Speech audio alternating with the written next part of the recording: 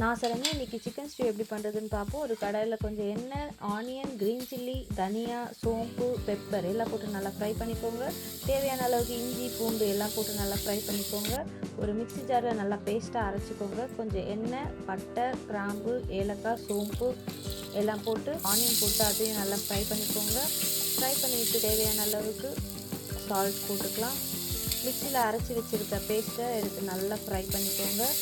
கழுவி வச்சுருக்க சிக்கனை இது நல்லா ஃப்ரை பண்ணிவிட்டு புதினா கொஞ்சம் ஃப்ளேவருக்கு போட்டுக்கலாம்.